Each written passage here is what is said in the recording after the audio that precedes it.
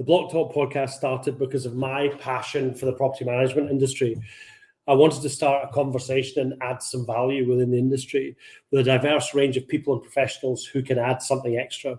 As we start out, my aim is that the podcast offers some useful insight into a variety of views, opinions, thoughts, and foresights from our guests, who include business leaders and industry experts. If you enjoy the podcast and want to find out any other information, head on over to brianwelsh.co.uk.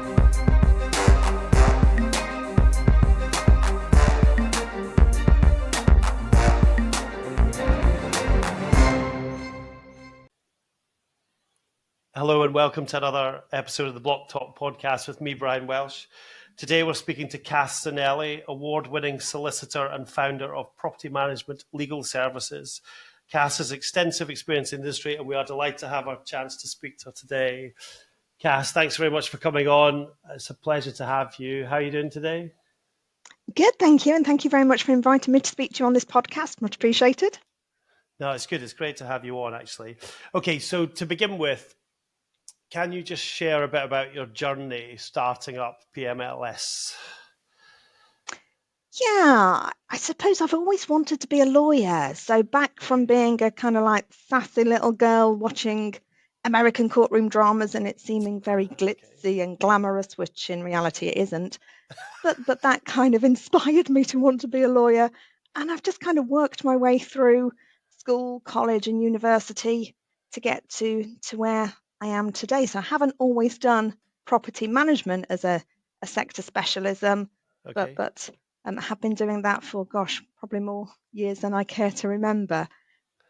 I have spent the bulk of my career in multidisciplinary firms, so dealing with not just property management, but with other areas as well, but felt that there was that gap in the market for that specialist firm who provide that specialist niche advice in relation to property management, which led, 3.5 years ago now, to me setting up Property Management Legal Services. And we are a little bit Ron Seal in that we do what we say on the tin and specialise in the delivery of legal services to the property management sector.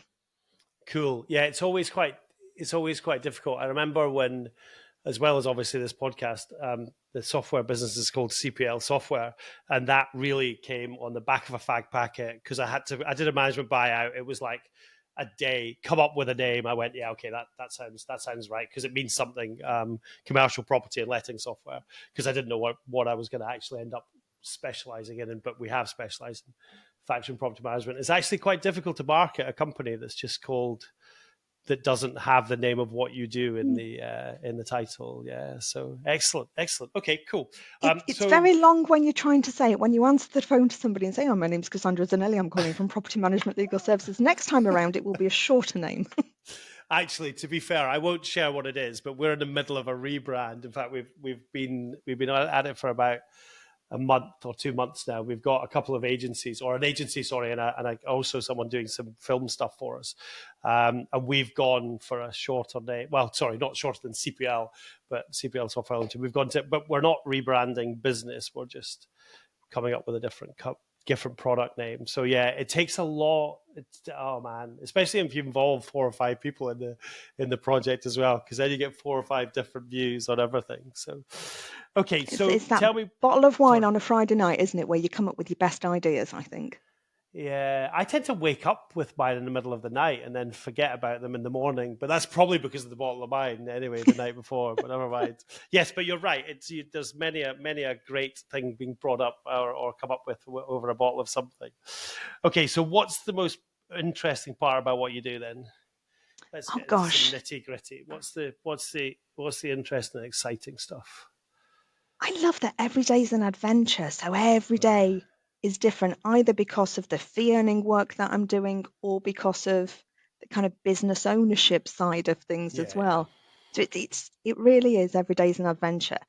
My phone has been somewhat of a hotline over the last couple of years or so, particularly with all the building safety stuff. Yeah, sure. So I get lots of interesting cases and lots of interesting calls from clients sharing their difficulties and challenges and questions.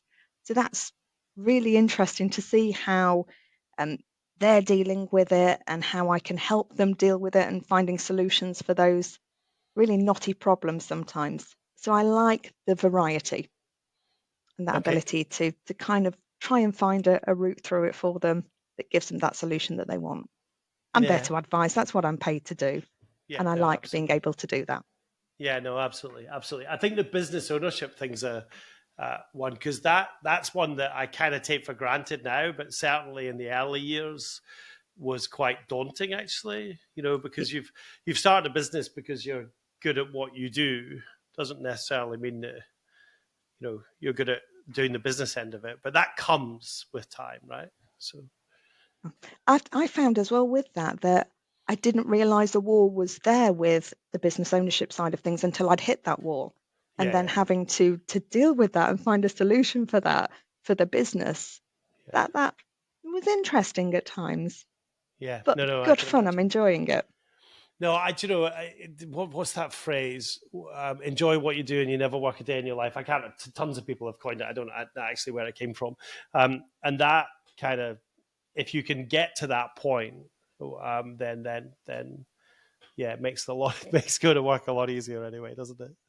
Yeah. You don't mind them being sat at home at 8 o'clock on a Friday night, tinkering around with the backside of the website just to change some wording on something or add something new Oh wow, because do you're you do all that enjoying it. yourself?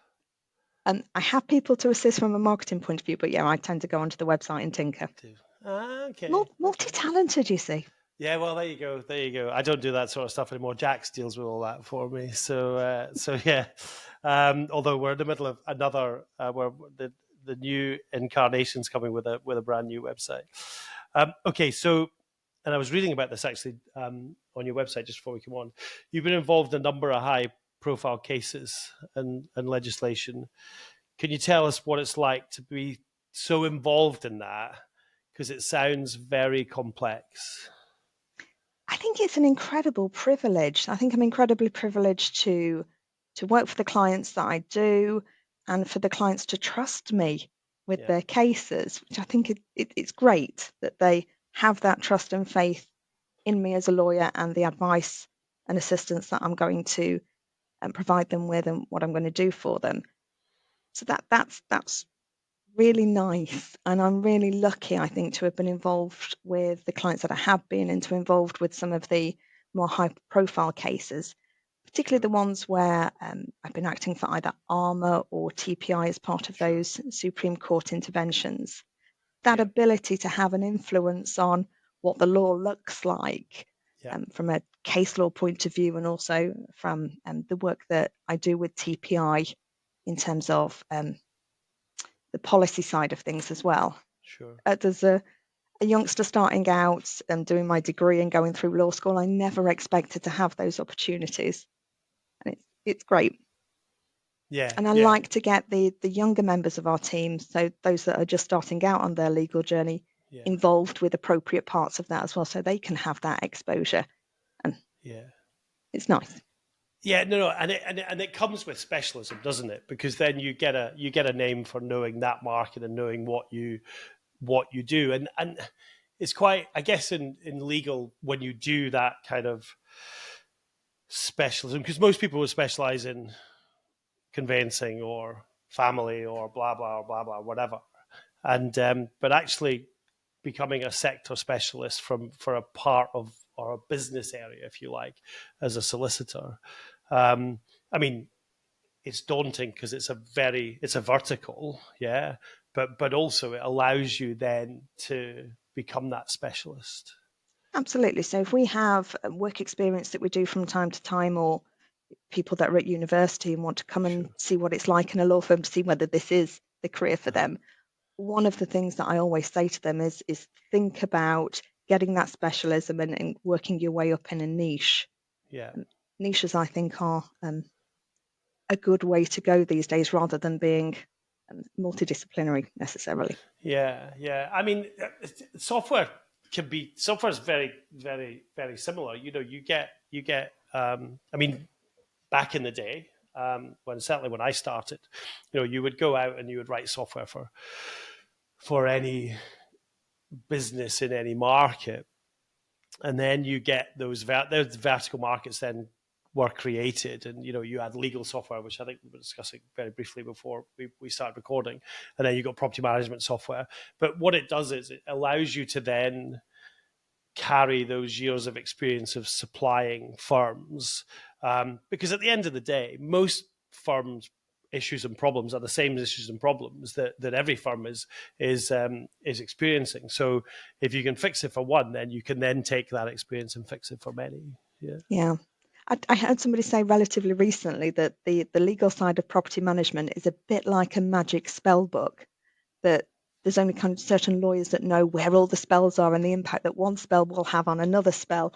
And I think that's absolutely right, because you have to know the entire area to then be able to advise on what seems a relatively simple and discrete point, but it's the knock-on effect that will have on other things as well. Fascinating. It's that depth of knowledge that's important. Yeah, no, it is fascinating. Okay, so what advice would you give to property managers dealing with their customers based on your expertise and experience?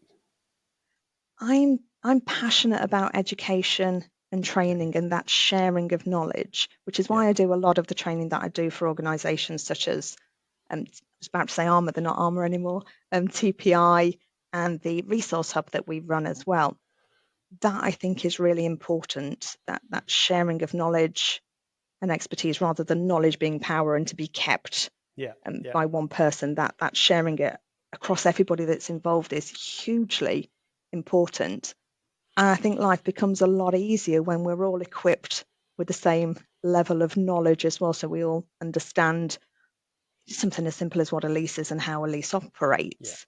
It saves a lot of time and a lot of queries. So for me, the advice that I would probably give is to keep up the good work in terms of the level of comms with their customers and that level of transparency in those comms as well, and that sharing of the knowledge that they have as a property manager with their customers, so that people are then working together rather than it being a relationship where they're not both pulling from the same direction. And I suppose the other thing that I would suggest to property managers at the moment is that things are changing at such a pace within the property management sector, with building safety as a prime example of that. So it's to keep up to speed with all of those changes and to ensure that those changes are being communicated well to their customers. It's a developing area. We are all learning our way as we go with it, because it is developing, and it seems every day that I log onto my email and there's a new set of regulations that's been published, for example, under Building Safety Act, or a new set of guidance that's been published by DLUC. But it's keeping up to date with that and keeping up with those good comms with their customers, I think. Yeah. And you make a valid point about the whole power and control and everybody understanding what's going on, and because you then kind of get, I guess, a baseline of knowledge, don't you? And then there's an expectation that people will know the same things. Do you know what I mean? Moving forward, and if you've got varying degrees of knowledge within an organization, then that can cause a number of issues where a leaseholder talking to one of three different people and getting three different answers, or three different levels of detail as well. So it's so important that firms train their teams on this sort of stuff. Absolutely, and communicate in an accessible fashion as well. It's all well and good providing lots of information, but you don't want to receive a 50-page document if that could be presented in a slightly different way that communicates the same message. No. And with that, though, what do you think the biggest challenge in the industry is then, from people understanding that information, or using information that they've got? What do you think their challenge is? I don't know whether we as a society these days are much more, we want information quickly and we want it in an accessible format. That, I think, is probably a big challenge for everybody. For me as a lawyer, in communicating my advice, for a property manager in communicating here's your latest budget and service charge demand, and this is why your service charges are now the level that they are. Yeah. I think we're all looking to find ways that we can engage with our customers that is a reciprocal engagement. Yeah, we've had a number of people on this podcast who have spoken about that being one of the, because it's I get it, right? I send an email and I expect an instant response. Do you know what I mean? But when someone emails me, I have to give an expectation of when the response will be provided. And I think as you're right, as society moves on, there's just an expectation, isn't there? And that expectation is not, I mean, it's impossible to just get a response immediately. Do you know what I mean? So, but also people expect other kind of forms of technology to help them in their life. And I mean, even texting, because I spoke to someone the other day, they said, oh, texting is quite old hat. Well, no, it's not. SMS is used by everybody these days for one-time passwords, all of these sort of things. So actually, delivering, I don't know, your invoices on the portal by text gives an extra level of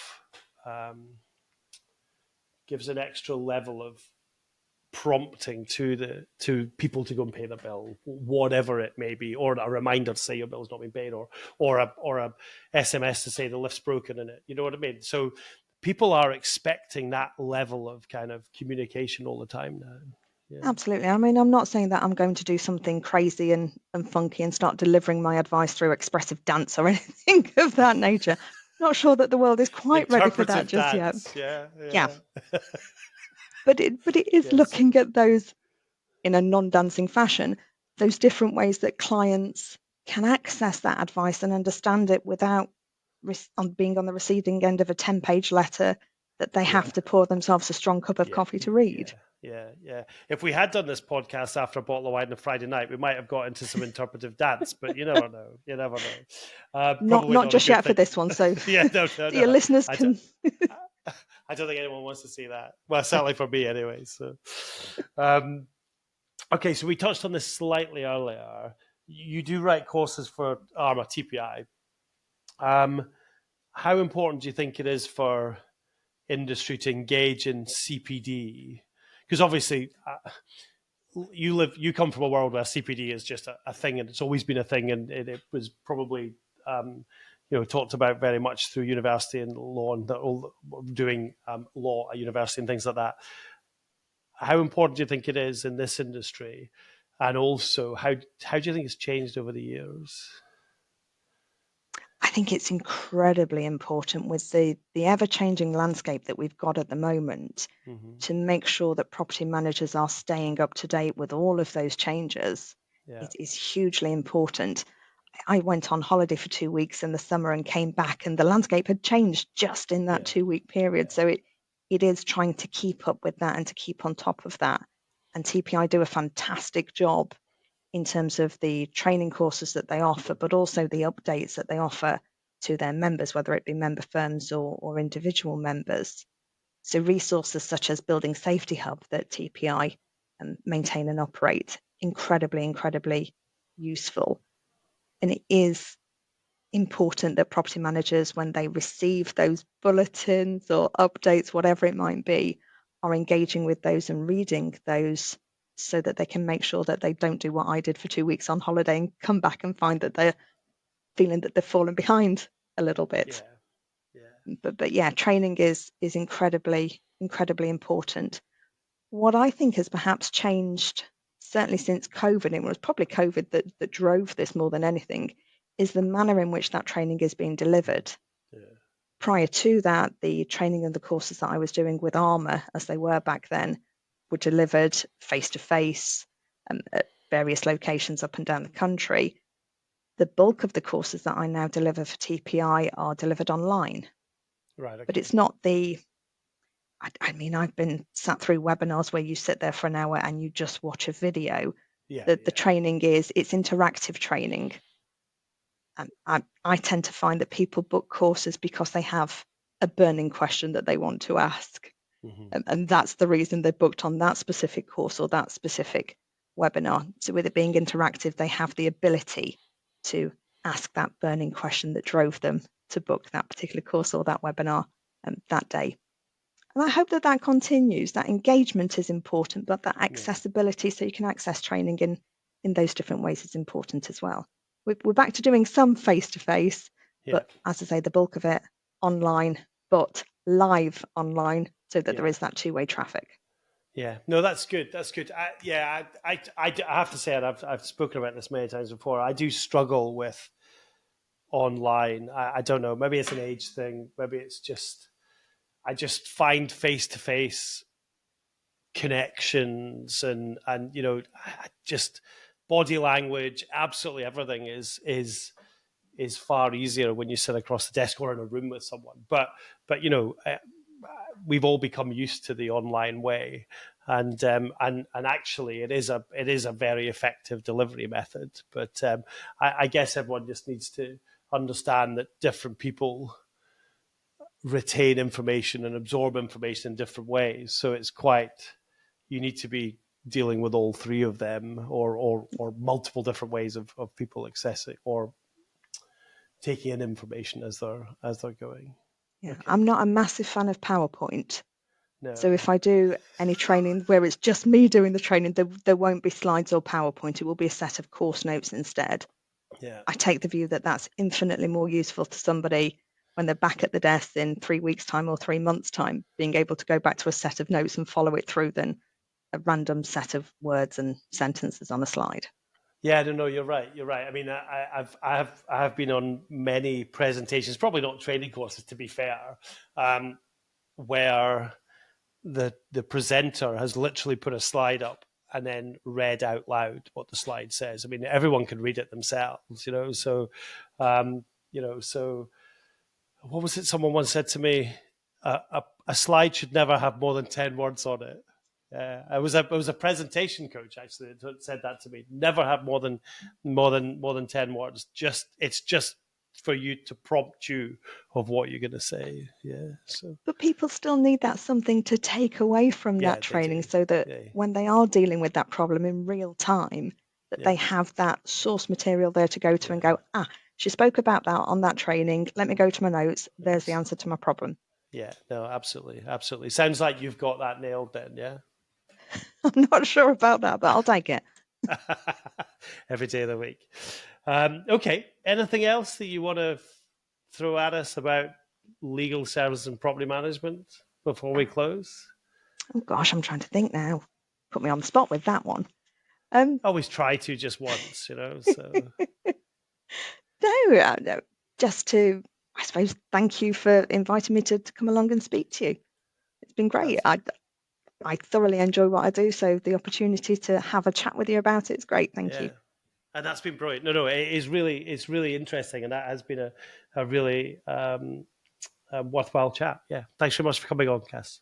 Appreciated. Thank you. Thank you.